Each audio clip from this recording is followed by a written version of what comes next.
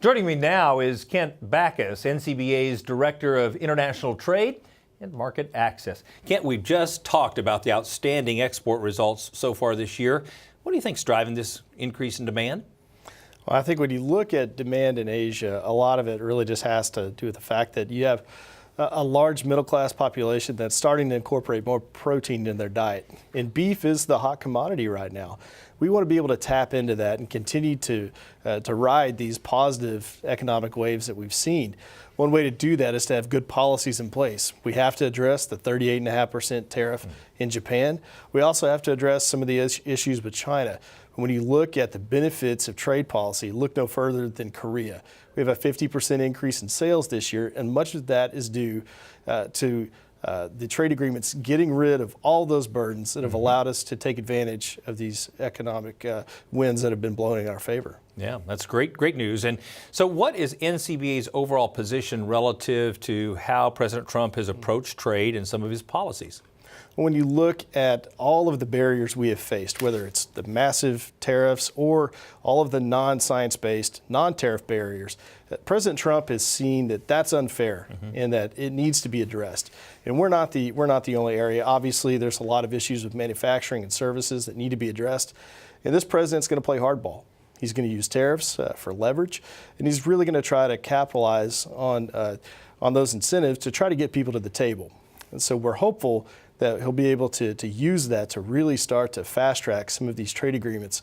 We've seen some positive developments with the renegotiation of the Korea agreement, with the new USMCA or NAFTA 2.0. We're hopeful that we'll be able to see not only a new bilateral with Japan, but also really address some of the long-term problems we've had with the European Union and China.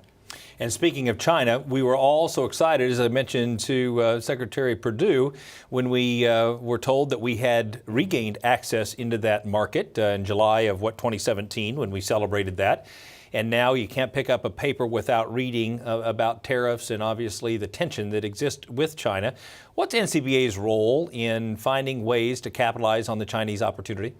Well, I think, first and foremost, we work directly with USDA, USTR, and Congress to try to find a path forward. We've offered them technical advice. We also really tell the story of how this impacts the producers. So NCBA works hand in hand with the government to try to find a meaningful solution.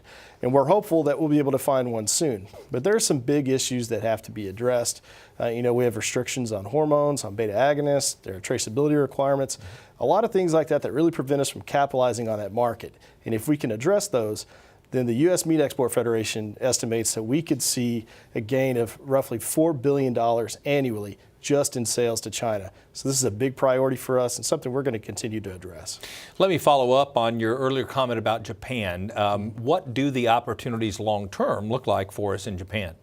Oh, when you look at the Japanese market, it's our biggest export market by far. We're on track to probably get close to $2 billion in sales there, but we're not going to really reach our potential till we address the tariff barriers that are in place. And the clock's ticking. Yeah. Japan has been negotiating agreements with the European Union, obviously with the Trans-Pacific Partnership. A lot of our competitors are going to have a significant advantage to us here in the very near future. So the clock's ticking, and it's very important that we have a bilateral agreement that addresses those tariff barriers and really puts us back in the front where we belong. Exports critically important as we grow the beef supply and add, 27.5 billion pounds, I think they're projecting next year of beef. Tell us, what is NCBA's role, and give us some perspective of what we have done as an organization to improve the outlook for beef exports. Well, I think you can look at our history of support for trade agreements. And, we have supported trade agreements, but we've also been there to guide our government and Congress in making sure that they're the right trade agreements. It's a very simple approach. We want market-based, science-based, and rules-based trade. And so really the big gains for us have been eliminating tariffs and bringing science to trade. We need predictability in these markets because, we're not subsidized. We depend on competition and on exports, but it has to be fair and it has to be free. And so NCBA has been there to not only guide the agencies like USDA and the U.S. Trade Representative's Office, but also Congress to make sure the right terms of trade are in place. And that's something we stand behind. Lots of things to celebrate, but lots of challenges down the road. Thanks for all the work you do. Thank you.